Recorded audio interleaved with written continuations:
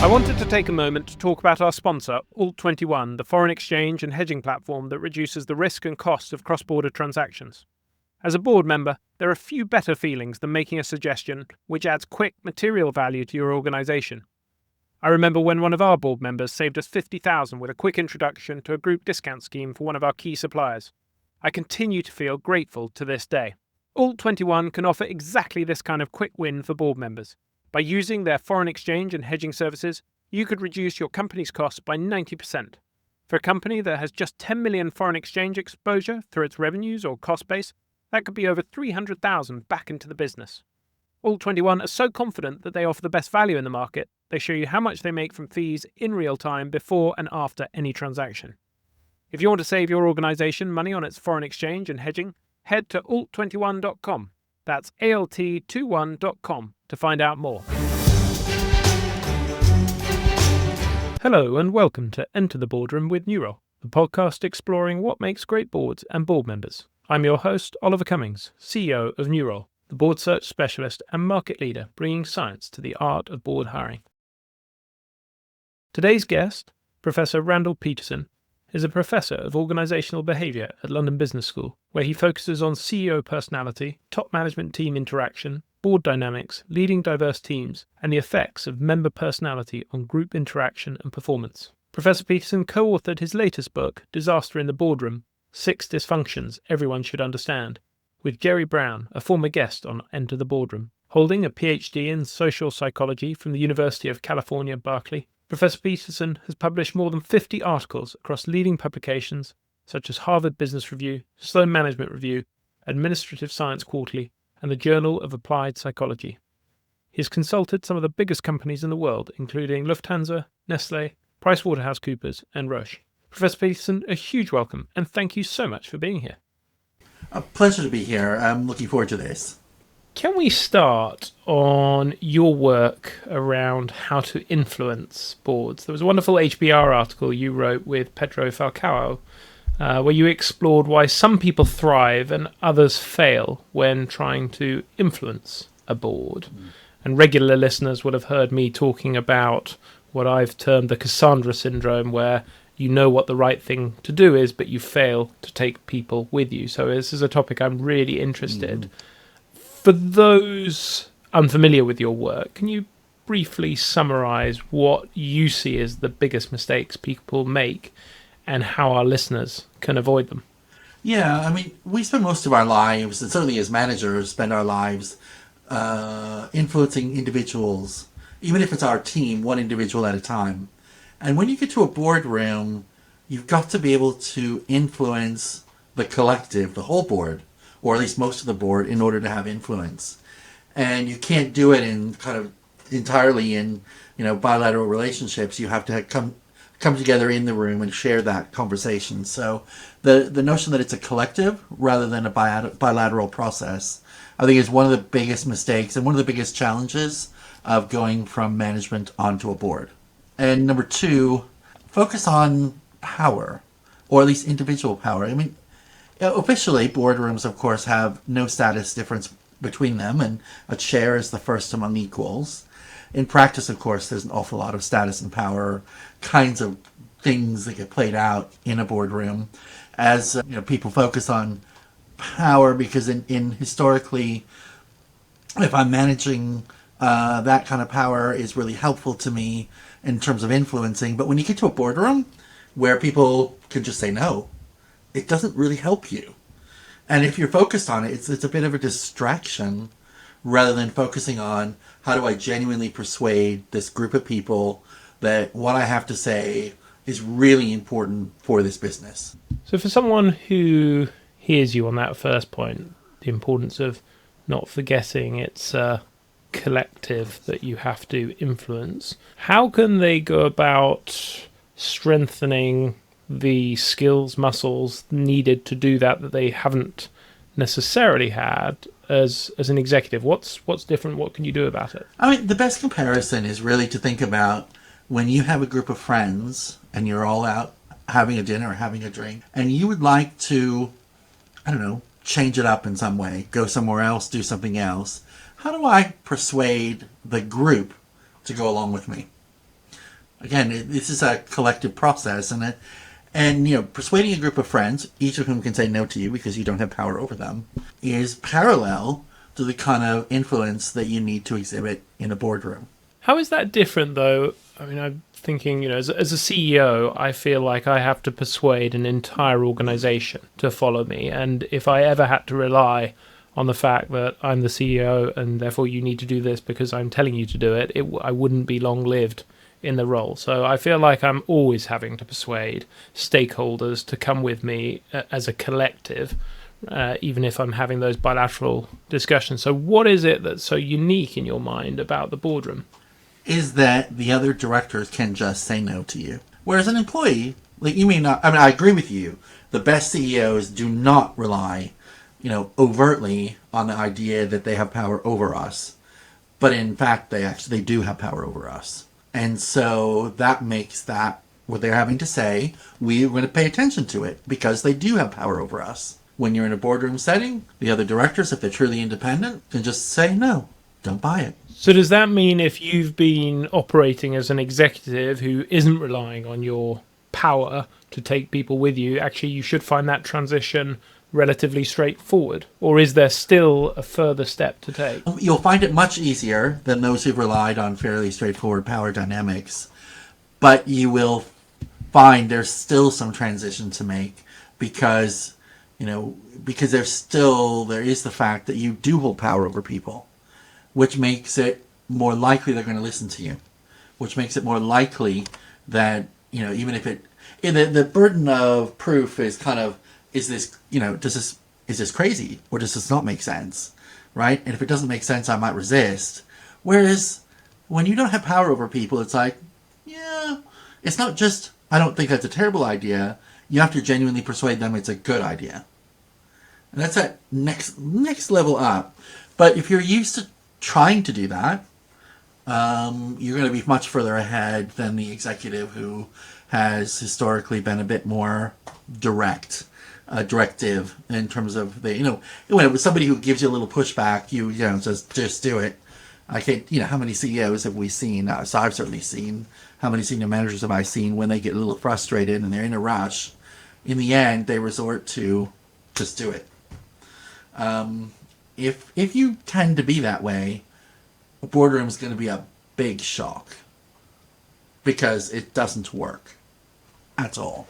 Even when you try to play power games, it doesn't work.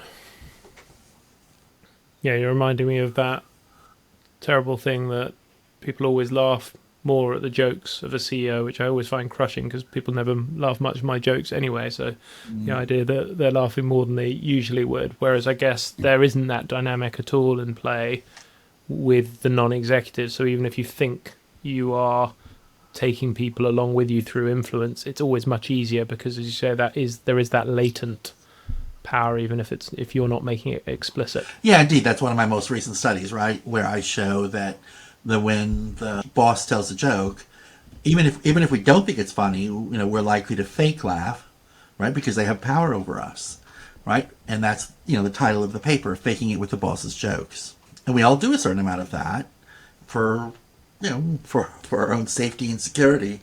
And so my best advice for CEOs has always along these lines has always been just remember you're not as funny as you think you are, right? And that actually is really good leadership training because there's a on the margin, right? I'm gonna laugh or I'm gonna fake laugh, and it's quite a bold choice just to stand there and not respond. Yeah, one of the advantages of working with family is that they never feel that obligation, so they always keep you honest. Yeah, that when you think you're getting it right. Yeah, tell those jokes to your kids. If the kids laugh, maybe you're onto something. But if the kids are the ones. Like me, my dad was a CEO, and sometimes he would try these things on at home, and we would just go blank.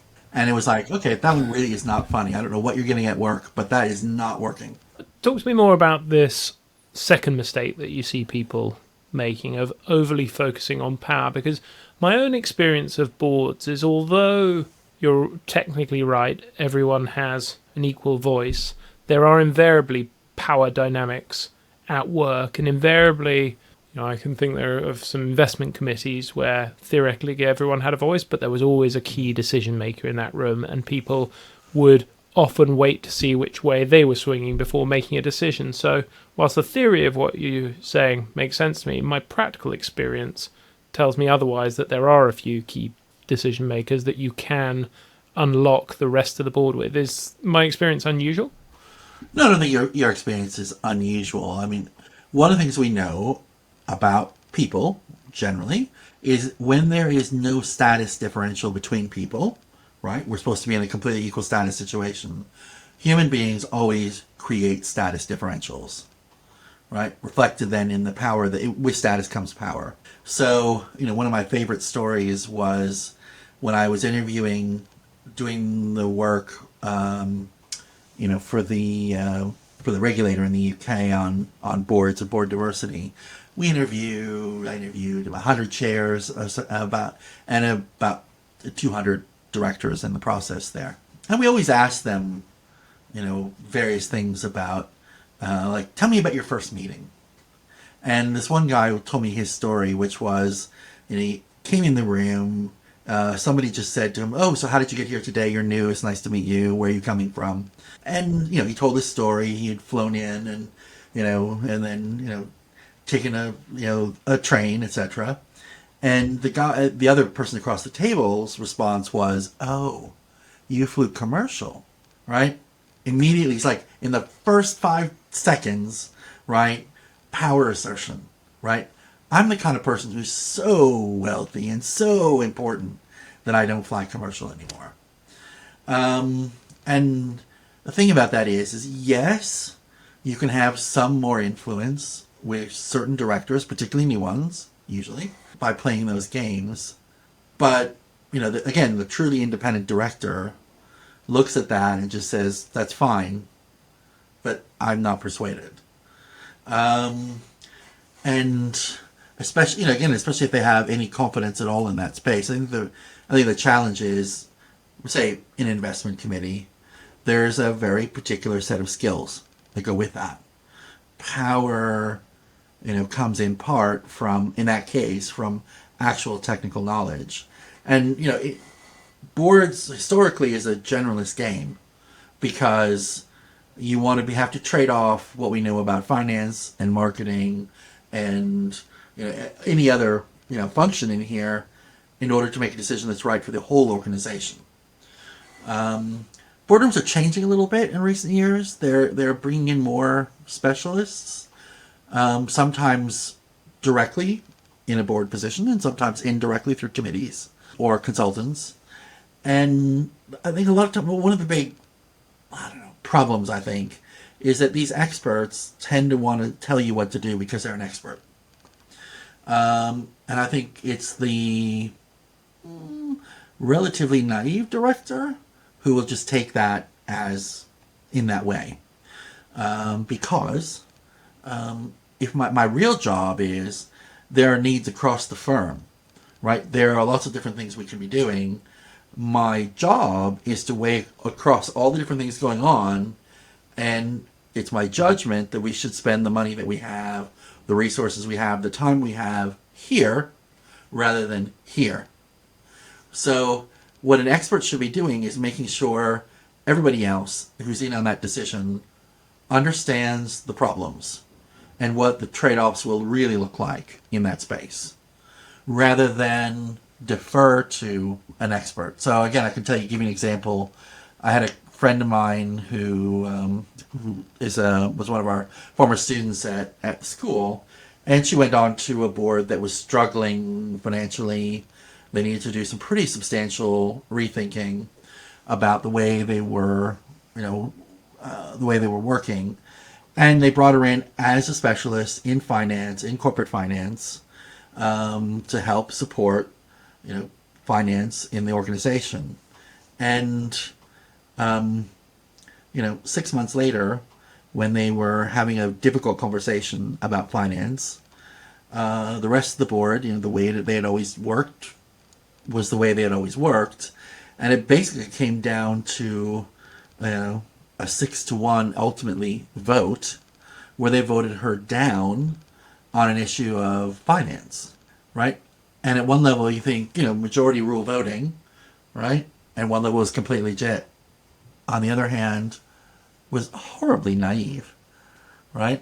So my advice to her was, next time, you need to do a better job at helping the rest of the board understand what the real risks are in continuing to operate in this way.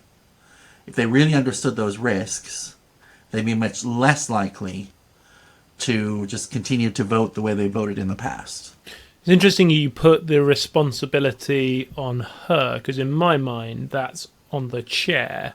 If you've got your expert on a given topic who's going as far as to vote against a position that is their area of expertise, I feel like as a chair, you need to do more to make sure you've understood where the assumptions or points of difference are in order to make sure that really is a disagreement of views versus a disagreement of understanding. Well, I would say there's plenty of blame, as it were, to go around. I mean, I agree with you. A good chair should have been able to say, all right, let's help. Like, we brought her on for this expertise. What are we not getting? Right? And to really press that. But every director can ask questions and say, look, okay, I just want to understand. We brought you in on this. And if I'm a non-executive, right, and I'm not the chair, I'm like, we brought you in for this and you're voting in the other direction here. So can I understand why? Right? What am I not seeing? What's going on? Every director in that room should have been asking that question, and they didn't. And I was advising her because she had come back to me and just said, Randall, I don't know what to do. Right? I've been brought in for this, and yet they're ignoring me. What can I possibly do? So that was my advice to her, was you need to help them each understand. They're obviously not asking the questions they should be asking. So you're going to have to be a bit more directive in helping them understand what those issues really are. Your alternative is to just shut down, let them do what they're going to do, and, wait out the term and roll off the board, right? Or if it's really outrageous, I suppose she could resign, but that would be really extreme. Well, so in that same HBR piece, you observed influencing a board on that individual level requires influencing 6 different archetypal board members, each requiring a different approach. Now, let's imagine I'm a new board member. Can you just talk me through how I might spot what archetypes there are in the room, and then what advice you'd give me to tailor my influencing strategy accordingly? Yeah. So number 1 was the narcissist. That's classic. Everybody complains about narcissism out there, right? The one who thinks they're better than everybody else for all time, for all reasons, doesn't listen, doesn't take anything on board, right? They're not that hard to spot because they know they're better than you. I think Dr. Chamorro Premizic said the best way to spot a narcissist is you ask them, and they're typically proud to tell you that it's not hard to find them in an earlier episode. Yeah, and the way to influence them is always to make sure that they come to believe that whatever idea you have, that they came up with it. Now, that can be hard to swallow sometimes because it was your idea and your point of view. But if you care about the organization, if you care about how the board is doing, that is, quite frankly, the best way to influence them. Again, to just make sure they think that it was their idea to begin with. Say, oh, wow, you thought about it. Wow, okay. So, this is the great insight I'm seeing from my conversation with you, right? And they may even not even kind of realize, what you're really doing is to say, here's a new idea. I'm just dressing it up as something that I came to from our conversation here. Second one is what we call the data chaser, the one who always wants more data and who doesn't understand the amount of work behind every data request at every meeting, right? They say more data, more information, because they want to know everything before a decision is taken, which is, it's the best of intent, but completely disastrous because it creates a lot of work for the company, right? For the executive who may have other more important things to do. And number 1, number 2, some decisions you cannot have anymore. There is more data, right? And you can keep trying, but at the end of the day, the data isn't perfect, and there's nothing you can do about that. So that one needs to understand the cost associated with, one more request for data. If you can work with them to help them understand that, right, then they stop asking for it all the time, and you help them feel comfortable making decisions as best they can with the data that's reasonable to get. Then the third one is the deferential, which we pretty much already talked about. They oftentimes tend to be new, or tend to believe that they are lucky to be on the board. So it's a kind of opposite of the narcissist, and they tend to defer to the people who claim power and status, right? And or CEO or whomever, but it is a kind of deferential kind of way of doing it. The best way to get to these people is obviously if you have a degree of power, right, or status within that group, right, is to be able to make sure they understand it, and or point them to the right person to defer to. And sometimes, they don't know who the right person is to defer to, so they defer to the loudest person. But oftentimes the best person is not the loudest. Status hound, the person who's only focused on power and status, and for them, you need to focus them on what's right for the organization, that they will ultimately end up higher status if the organization flourishes, right? So to look after the organization, you're not going to stop them from looking after themselves, right? That's built into their DNA usually. But if you can also attach the good of the organization to the good of that individual, then they'll be at least looking out for the right thing for the organization. There's the underprepared who are way too busy. Maybe they're overboarded. They don't read the work. They don't read the papers. I mean, look, the papers come. There's lots of them, and can be quite complex. They just don't put in the time they need to put in. So the best way to do this is help them study, help them revise. And you may think it's unfair because you've done the homework and they haven't, and you're absolutely right. But you just have to think of it as an opportunity to influence these people, right? Make sure you're highlighting the important things on this decision that you care deeply about. So make sure they've got it, right, and are comfortable with that. So again, if we can get over our personal feelings of they should do their homework, they are the most persuadable of the six. And then the last one is one that comes up in particular places, and I find particularly difficult, where those who represent a particular stakeholder. So, when you're building a business and the VCs come along and say, we want to put money into your business and we demand you have a board, the VCs oftentimes they're looking after the funds, not the business. Their interests are not aligned necessarily, or sometimes not even very well aligned with the organization. Their duty is to look after the organization. In practice, they look after their firm. But you also see it on public bodies and firms, for example, where they have, say, it's by statute in some parts of the world, things like employee representation on the board. And when an employee representation on the board is great, right, it brings the employee voice into the room, super duper helpful, right? But if they want to do only what's good for employees, right, then it's a problem. Again, because they're not looking after what's right for the organization. And again, you see this in public bodies all the time, where people are elected by, to represent certain ideas, and they're impossible, these boards, because, everybody's looking after their own interests, and nobody's looking after the good of the organization. Right? And then as a result, it becomes all about negotiation, right? When I'm going to negotiate what's good for me, you'll negotiate what's good for you. That's what the organization will do. But is that good for the organization? It might be disastrous for the organization, but we don't care because each of us get what our constituents want out of it, which you can get away with for a while. And then at a certain point, the organization fails or struggles. And guess what? There's less of it to go around. And, I find that really difficult. So you have to try to tie the interest of that particular stakeholder group to the interests of the organization. If you want the organization, the board to function well. If you can't do that, their interests are not the interests of the organization. So those are the 6 we think we see pretty often in the room.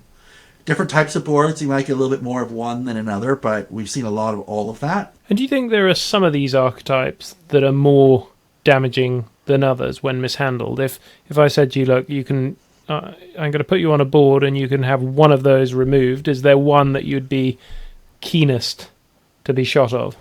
And again, it may surprise people, but the stakeholder champion is the one I find most difficult.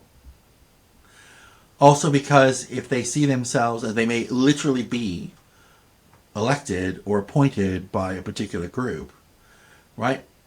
How would they, and by the way, this was my introduction to the board.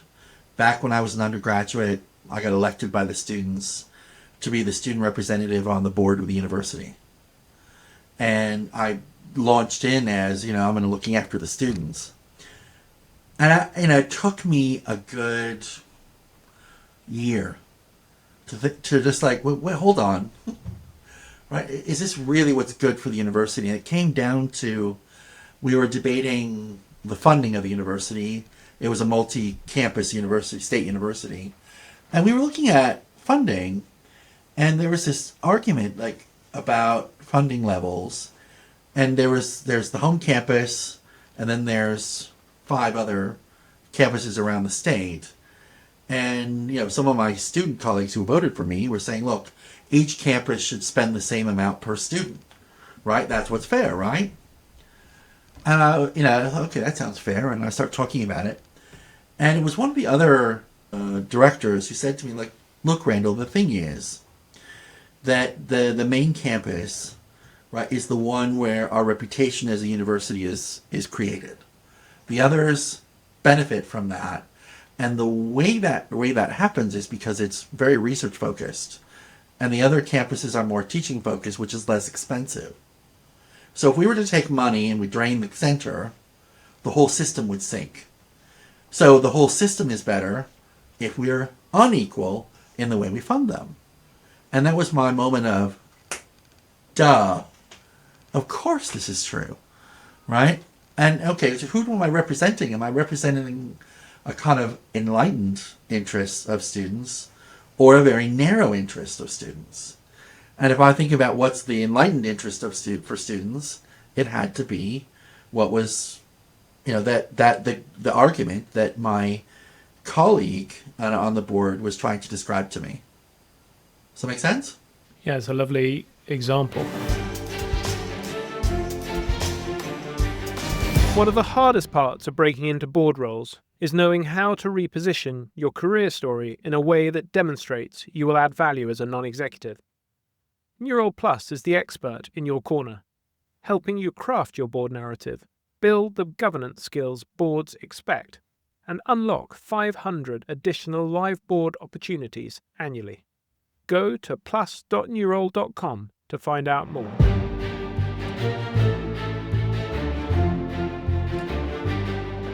We've talked about influencing individuals.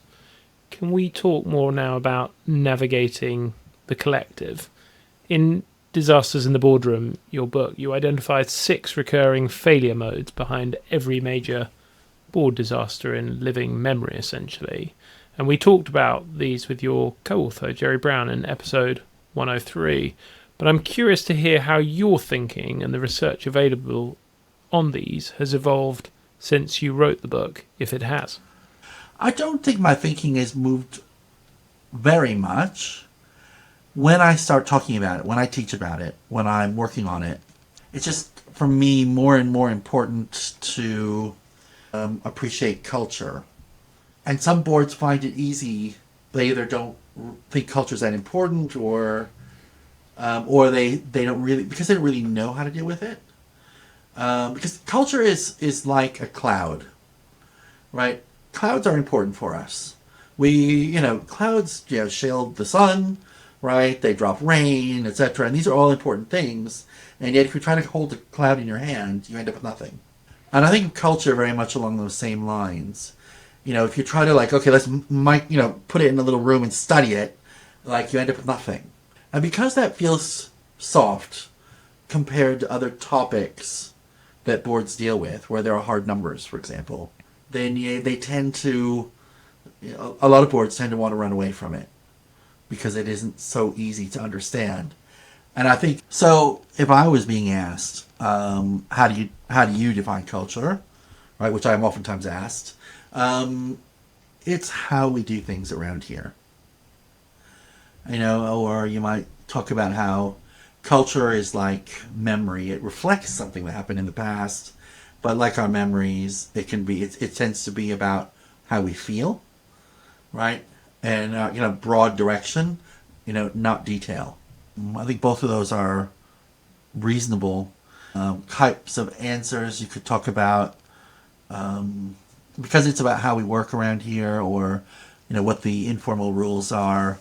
That gives us direction. The other way to think about it too is, for me, is listen to people's stories. If you don't want to ask them directly, the other thing you can do is listen to people's stories about cultural heroes.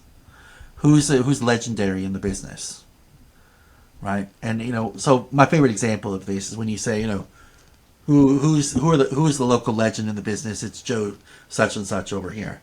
Joe is amazing. When this client or customer wanted to walk away from us, he was able to bring the customer around and save the customer, right? And kept them in the loop. And you think, okay, great. Now listen for what is not said, or think about what's not said. So that means this is a kind of revenue-driven business, that story.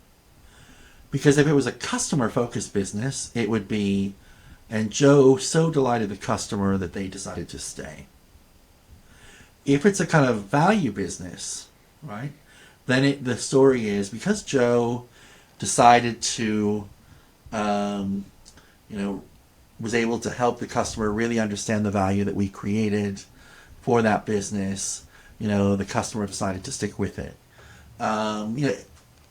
And for any director or CEO, anybody who might be listening, think about your own stories.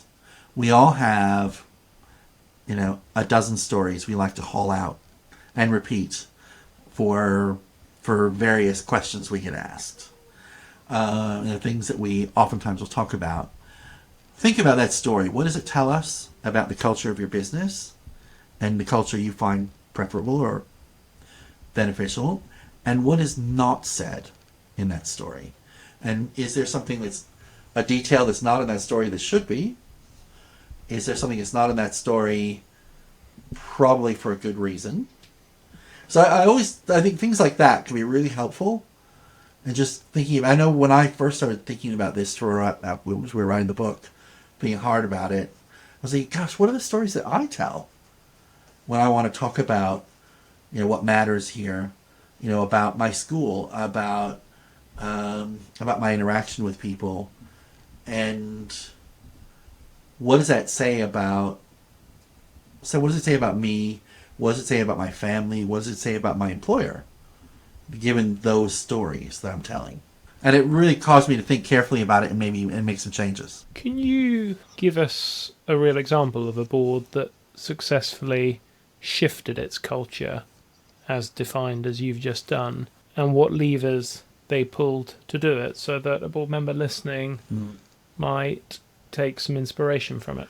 If you look at a company, say like Shell, which says, old industry, and a lot of what they do, right, is kind of difficult and sometimes dangerous work, right? If you're drilling for oil or whatever. Or you can look at some of the big mining companies, but in this case, I'll use Shell because it was like, safety has to be at the center of who we are. And that means that there's a safety briefing. That means that when you visit the building, right, there's a little safety briefing, even though you think I'm just visiting a business, what I'm doing. And it means, they point out the handrail if you're walking up the stairs or down the stairs, and they're like, and at one level you think it might be overkill, but if safety is a part of every conversation, that means by the time it travels out to the drills, right? We're still talking about safety, right? And those aren't disconnected. And then because the thing is that if you say something, if you're the boss, you say something or you do something, people remember what you do, not what you said. And there's 50 years of research showing that what you do is far more influential than what you say. So if safety culture is part of your business, then you need to make sure that safety is literally a physical part of every part of the business. Right? If innovation is a part of your business, then you need to make it an everyday part of your business. We need to talk about it that way. What are the behaviors you want your people to be engaged in? And what can we do to encourage them to do those, engage in those behaviors? You make me think. We've had some of my favourite episodes on Enter the Boardroom have been some of those we've had on strategy with Hamilton Helmer, Roger Martin, and others thinking through strategic options. And yet you got that sort of wonderful Peter Drucker line of culture eats strategy for breakfast. And you're talking here about the levers of culture. I'm trying to picture in my mind, how do you think that discussion between culture and strategy should be happening at the board level? They need to be aligned. That's what really matters. How many strategy conversations have I seen presented? And the question I was asked is, where's the director of HR? Where's the chief HRO? Where are they? If they're not in the room here in this conversation, how do I have any confidence this strategy is might be exactly what the customer out there wants, but I don't know that we're going to be able to deliver that. Those are the kind of questions I would ask. I told you my dad became a CEO, and somebody who spent a lot of time with HR people because I do people stuff. I remember the moment when my dad figured it out. They were talking about how he was shifting the strategy of the business. And I was talking to him about, okay, but do you have the right people to deliver that? Well, they're smart, they're ambitious. And I was like, yeah, but, one of the, your ways of working are really focused around kind of a classic engineering culture. Because it was and honestly, that doesn't seem to fit very well with the kind of really customer centristic idea you're talking about here. What you're talking about is a group of people who can create anything, and they're good at it. I said, but how's that going to work? And him, it's like, okay, because as an engineer himself, he kind of got it. And so I said, well, just go down and talk to your HR your chief HR person, and ask them, their views on the right type of people and what they could do to help you deliver that strategy. And he came back a couple months later and he's like, my director of HR had more ideas about benchmarking, about the kind of training that's necessary to support it. He said, and he said it was super helpful just to help him think through the full level implications of this strategy change and whether they were prepared or able to deliver it. Right? So for me, I just think whenever we're talking one or the other, we've got to have the people and strategy conversations in parallel. Professor Peterson, time has flown, which means it's time for the lightning round, where I'm going to ask you a short question and ask you for a quick response if you're ready. Okay, sure. Let's do it. Best book every board member should read, and why? Well, I'm going to recommend my book, Disaster in the Boardroom, 6 Dysfunctions Everyone Should Understand. Because I think it's readable, it's practical, and there's some amazingly compelling stories in there. Most impactful question you've heard in the boardroom? The best and impactful question I've ever come across is, how does that work? It's the curiosity question of what's underneath there. Because I can make a judgment from that, but I need to understand how they're seeing the problem. Boardroom behaviour that irritates you most? Well, we have already talked about this kind of representation problem. I represent this constituency and I'm not interested in what's actually good for the organization. That one irritates me more than any other. Most valuable board ritual. Most valuable board ritual I've seen is, 5 minutes at the end of every board meeting with a how did we do? What could we do better for the next meeting? Little by little, you make them great. Favorite quote. My favorite quote of truth alone never wins. Truth supported wins. Most significant professional insight. Had some amazing insight from Debbie Hewitt. Her observation is when the CEO, the chair, and the CFO, if they always agree all the time, this is bad, right? And it's bad if the same two always agree with the third one on the outs, right? A good triumvirate will, and there's reasons for, will have, one of them may disagree in any particular decision, but it's not always the same one. And that has proved to be super insightful for me at spotting boards that have certain sets of problems. Worst professional advice you ever received? So the worst professional advice I've ever received is bring your whole self to work. The thing is, we all hide certain parts of who we are in public space. The notion that you really would want to see everything about me is ridiculous. Not good. Not good for me, not good for them. What have you changed your mind on about boards over time? Used to hear that it's lonely at the top of organizations. And I'm like, how ridiculous is that? Everybody wants to talk to the CEO in the chair. But there are so few people you can actually talk to, it turns out, who don't have a separate set of interests they're trying to work on you. I mean, it is truly hard to find people who are neutral in the conversations you're trying to have. What was the last time you got a significant judgment call wrong in the boardroom? And what did you learn? So this was in hiring a new CEO. And between the hiring and the actual turning up, there was a series of judgments that were highly questionable. And I just didn't want to reopen the search or, because it had been announced and I thought it would be damaging. I should, if they're acting oddly, right, in that little window, it's only going to get worse. So instead, we appointed this person. It got worse.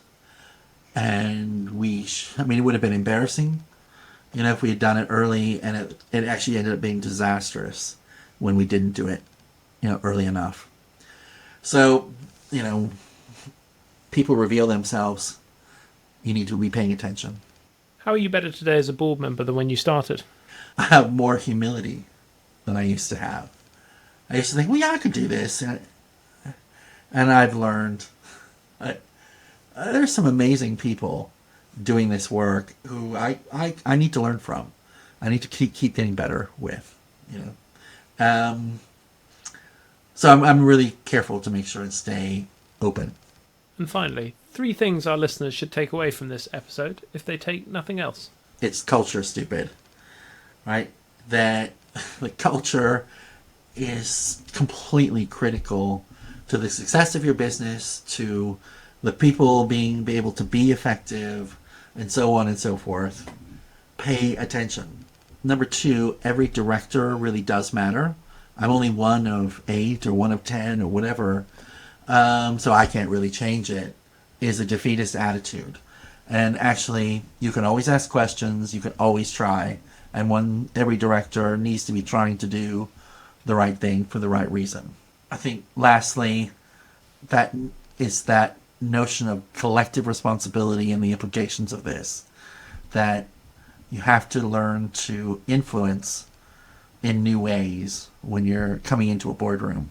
Professor Peterson, thank you so much for taking the time to share your experience and wisdom.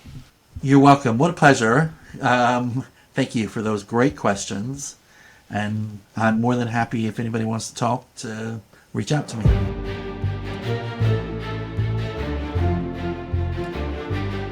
If you want to accelerate your board career and become a more attractive board candidate, Nurole Plus gives you expert support, tailored guidance, and a much wider pool of live board roles. Listeners get a 10% discount. Head to plus.nurole.com and apply the code ENTER at checkout.